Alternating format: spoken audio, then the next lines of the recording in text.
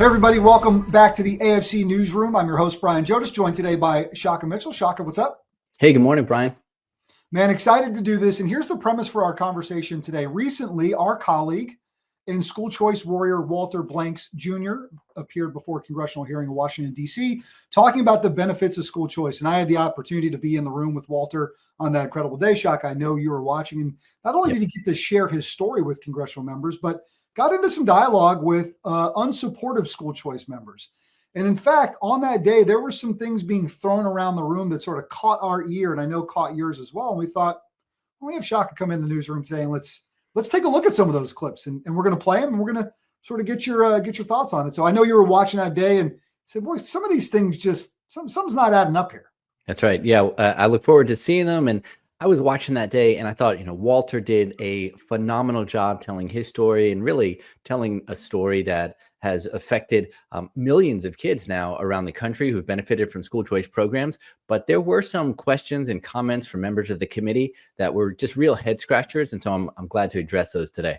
Yeah. So we thought, let's bring Shaka into the newsroom and let's play the clips and we'll get some reactions. So this is going to be sort of play clip reaction style hangout today. And Shaka and I will dig into those and really have opportunity to show where maybe premise doesn't necessarily meet fact and what's actually happening in the school choice space across America. You know what? We're going to start in my home state, Shaka, right? I'm here in North Carolina, and the Honorable Rep. Alma Adams had a few that we've heard before in the school choice space, and we've heard these premises a few times, but let's start with just the one that's sort of tried and true about private school choice, specifically voucher programs, scholarship programs across America, oversight and accountability, how it barely exists. So we'll bring her in first, then we'll get some reaction. Public schools mismanage funds. There's oversight, there's accountability, and there are consequences. But with private voucher schools, we're seeing cases where taxpayer dollars are flowing to schools that barely exist, or in some cases don't exist at all. All right, Shaka, your thoughts. Well, when she talks about schools that barely exist or don't exist at all, then I would wonder what kind of data she's drawing upon, right? That sounds like some sort of fever dream. But the reality is, if you want to talk about financial accountability and ROI, right, the return on investment, I would look at two things. I would look at our existing public school system, right? We put hundreds of billions of dollars into K-12 public schools around the country. And the recent NAEP scores, the National Assessment of Educational Progress, came out and showed that we've got some of the lowest scores that we've seen in decades. So where's the accountability for all the money that's being put in? The second thing that I would point to, and I hate to bring it up, but COVID-19. During COVID, $276 billion was poured into education. And where did it go? Just sort of up in smoke.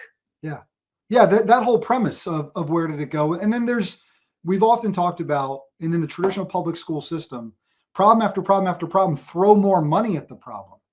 That has not helped us over the last 40 years. Not to mention, if you think about accountability, to me, accountability means that when things aren't going right, we've got an option to do something about it, right? So either families can leave, which we know is not true in most public school zones, unfortunately, because kids are assigned to the school by the government, so they can't leave, nor do we see any meaningful change, right? And so you look at district after district. During this hearing, they talked about the Baltimore City schools, which are just abysmal. Are those schools closed? No. You've got single-digit numbers of children who are proficient in reading and math in some in the Baltimore district, and the schools are still open for business, and they will be next year. That's not accountability. No, not at all. All right, let's talk segregation. We often hear that private school choice programs will largely segregate our schools, but as Rep. Adams from North Carolina points out, maybe it's the other side that's got an issue. But listen to her in her own words here. Despite our country being more diverse than ever, our public schools remain deeply segregated, and the numbers are getting worse. So even kind of admitting what we've always known there. Your thoughts on that? Yeah, this in some ways is like a rare point of agreement with, with Representative Adams, right? I agree that zone public schools are more segregated than ever. And guess what? That actually has nothing to do with choice programs. In fact, it has more to do with race-based redlining real estate boundaries than it does choice programs. Choice programs give families a chance to, live out their values in an educational setting. And maybe that's going to a school that's across town where they're going to break through socioeconomic lines. And so in some ways I agree with her, but I would say choice is actually a benefit, something that would improve integration rather than continue to exacerbate segregated schools, which is what we have in the zone public school system. Walter actually talked about moving from his zone school, which, by the way, his principal told his mother, give us 5 more years. Yeah. We'll get it turned around, to which he said, we don't have 5 years. Yeah. Then moving on a school choice program in the state of Ohio to go to a school of his choice to a more diverse school that was actually meeting his needs. So interesting juxtaposition there. All right. She liked the accountability conversation so much, decided to take another bite at the apple, talking about the amount of kids that are in public schools and then what that means for accountability. So one more from Rep. Adams here from North Carolina. Sure. 84% of American kids are in public schools. Instead of strengthening them, this agenda pulls funding away, sending taxpayer dollars to private schools with little oversight and no accountability. What bothers me the most, get your thoughts, is we can have healthy debate about things that we disagree on. Sure. But far too often, there's just such a distinct line in the sand. No accountability. The premise falls flat on its face when you dig into it a little deeper, but thoughts on that? Well, the frustrating thing to me is the lens through which I believe she's looking. And I think the lens that she's looking at is that the most important thing here is maintaining like physical structures of a public school system. The lens that I usually encourage people to look through is to say, what is best for students? Right. And we think what's best for students is when funding follows students to whatever school their parent or guardian chooses. Right. That's real accountability when parents can make that choice. And in my mind, that's not defunding public school. That's sending the resources that we've designated for education with the student to the education that best meets their needs. And if you're for children, to me, that's a better way to think about this. The accountability conversation is one that must include incredible context and depth, because in one breath, those opposed to school choice will talk about we have no way of knowing how these kids are doing. And then the same breath sort of continue to want to throw money at a problem that's shown 40-year stagnant test scores when it just comes down to testing. Yeah, so there is so much more to it. And to your point, and again, like we both have had the honor and privilege of not only traveling our home states, but our country and talking with families, there's so much that goes into that school choice decision that is part of a greater accountability conversation. And I think that's part of our point today is to get us and those of you watching to think more about what does accountability actually mean.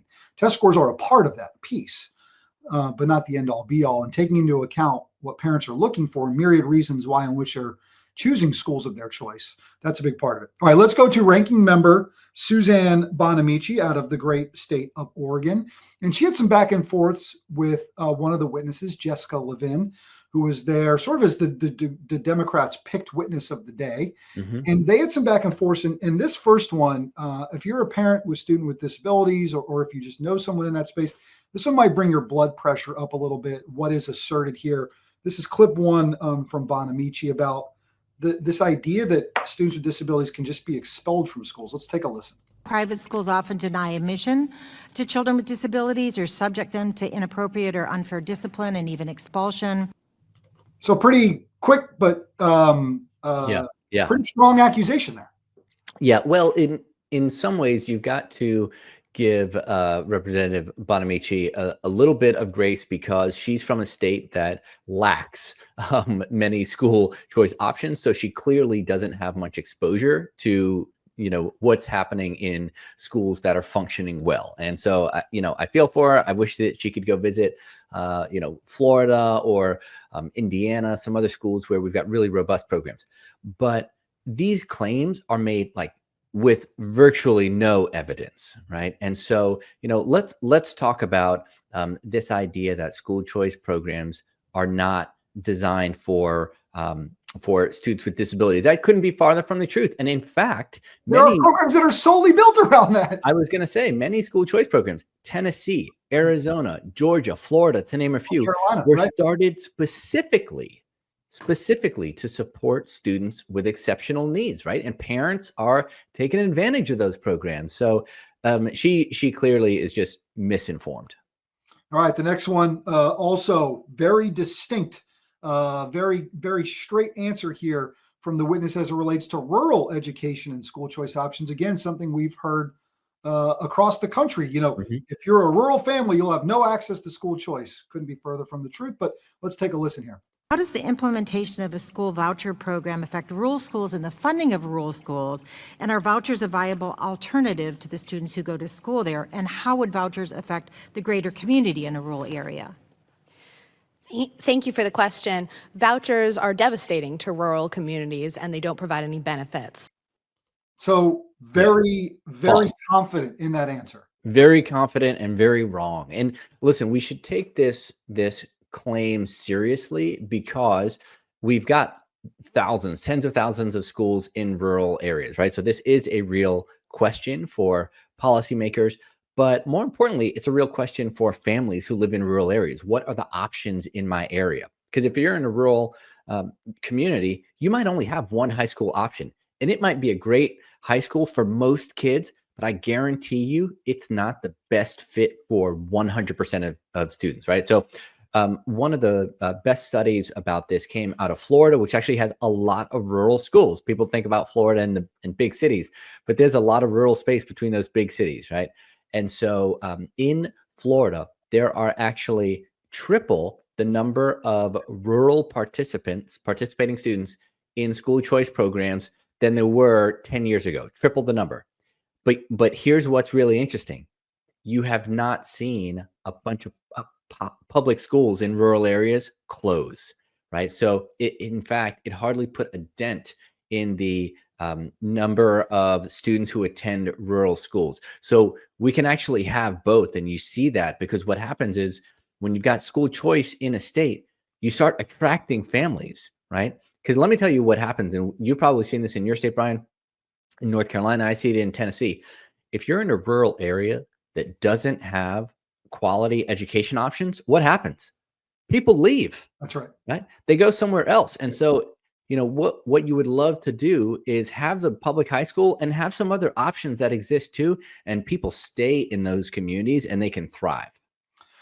And then again, and you'll probably hear me come back to this quite a bit. There's so much context that's missing from this, and there's no elevation of parent voices. Now, should we always continue to strive for more options as close to families as possible? Yes. In fact, a large part of what we do at the American Federation for Children is working with school implementers, with school officials, right, to find where there are maybe pockets in states or across the country where more rural schools could be set up. Mm-hmm. But at the same time, what's missing from that is the reality that if a family finds the school of their choice, they're willing, if they have the means to be able to do so, they're willing to get their kids to that school. Missing from this conversation is what families are willing to do to have their child in the right educational environment. In my home state, I visited with parents across North Carolina that have driven across multi-county lines. Yeah. Now, do we want them to have a school close to them? Yes. Can we look for opportunities for that to happen? Of course. But it doesn't mean that they're not willing to make that movement to get that child into the school of their choice if they can. It's not the end all be all, but that is happening. Absolutely. Well, and I think it's unfortunately it does a disservice to residents who live in rural communities, right? When you sort of assume that they're going to be satisfied with whatever you give them. Right. That just does a disservice to them. You can still have a whole lot of pride in your local community, whether that's rural, urban, suburban, whatever, and search for the best options, right? These things can coexist. That's right. Well, and the conversation around what school choice really means is, to your point, you could have the greatest A+ school a mile down the road. It doesn't mean it's the right fit for that individual student. And that's a big ideological difference that we have here, right? Because we start from the position that no school is going to be the perfect fit for every single kid. Families have to have access to be able to find them. Now, you might be saying, wow, Miss Levin, with real confidence, saying that vouchers will be devastating for rural communities. Well, the chairman, Kevin Kiley out of California, Republican member and chair of the committee, wanted to dig a little deeper, maybe as to why she might feel that way. So let's watch this back and forth between the chairman and the witness. Thank you. We receive relatively small grants from a number of charitable and other organizations. Okay, like the American Federation of Teachers Unions, any funding from there? Yes, we do receive small grants from them. And such organizations, they generally lose money the more students enroll in private schools and charter schools. Is that correct? I wouldn't draw a direct line, no. No? When you have more students educated in charter schools and private schools, you don't think that causes the teachers union to lose money? I think the teachers union is not concerned so much with its bottom line as with its mission of educating You didn't answer my American question. children. I think that is something worth disclosing the next time that you testify before the committee. So Chairman, they're obviously talking about the way in which the organization that she works for is funded, and we don't need to really get into the weeds of that. I think he made his point there. What struck me was unions not worried about the bottom line, yet for decades, we've kind of seen the opposite. Well, I guess it sort of depends which side of their mouth they're talking out of, right? And so is it that they're not concerned with the bottom line, or is it that money is the thing that matters most in education? Because we hear them saying the same thing. And I know you didn't want to get into the details, but Sure. let me just say Do it. that the American Federation of Teachers, this fledgling union, had revenue of $283 million. $283 million. That was from a few years ago, right? Yes. Most of that, the vast majority of it comes from membership dues. And the vast majority of that these are not donations. This is just mandatory dues that come out of teachers' Another paychecks, paycheck. rank and file teachers' paychecks. So yeah, of course. Why do they fight this? Because they're worried. While their bosses will tell you that we aren't paying our teachers enough and they don't have enough to live off of. Which, by the way, you can agree with, right? Sure. I think we should pay teachers more. But Sure. guess what? I want to pay teachers more. I don't want to pay teachers' unions more, That's right? And I think that most teachers would agree with me on that as well. So it's really disingenuous to think that those organizations, that witness at the hearing, that they don't have a financial interest in this. And in some ways, it's why our organization started, because we said we're going to lobby on behalf of children, because they don't have a lobbyist. They don't have an interest. They don't have the ability to pay dues into something. So we're going to step into the gap. Yeah, and aptly named the American Federation for Children on purpose. Two more clips, Shaka, with the amount of time that we have left to go through. And one of these was a head scratcher from a sense of a lot said, but really trying to get to some substance. I want to go to Summer Lee out of Pennsylvania. And she's talking about equity, discrimination. Again, issues that we want to ensure that we lean in on and have real contextual conversations around. But let's play that one. We'll get your reaction to that. That we have a system of inequitably funded schools in this country where the quality of your education can largely be determined by your zip code or your family's wealth. In my home Commonwealth of Pennsylvania, our funding scheme was so inequitable that the court said we needed to go back to the drawing board. Republicans would love to believe that the solution is dismantling the Department of Education to give us local choice. But what they're actually giving us is the responsibility of subsidizing education to localities where people will pay higher property taxes to fund the discrimination of children. Our tax dollars won't help the children who will never be able to avail themselves of discriminatory school choices. All right. So a lot of words in there, a lot of charged words, I think, with intentionality, discrimination, subsidy, scheme, but actually talking about public school funding on scheme. So I was a little unclear about that part, but just thoughts on that run. Yeah, it was a bit of a word salad, that's for sure. But listen, I take very seriously the idea that every child, regardless of family's income, regardless of geography, should have access to the best educational fit for them, right? I take that very seriously. Yep. And let's be clear, school choice, educational choice has always existed for families who could afford it, right? For families who could move to a neighborhood that's already got better schools, maybe because they pay higher taxes, whatever, they can do it. For parents who can come out of pocket and pay after tax money for tuition, or maybe grandparents kick in or whatever, they can do it. So school choice has always existed for those families.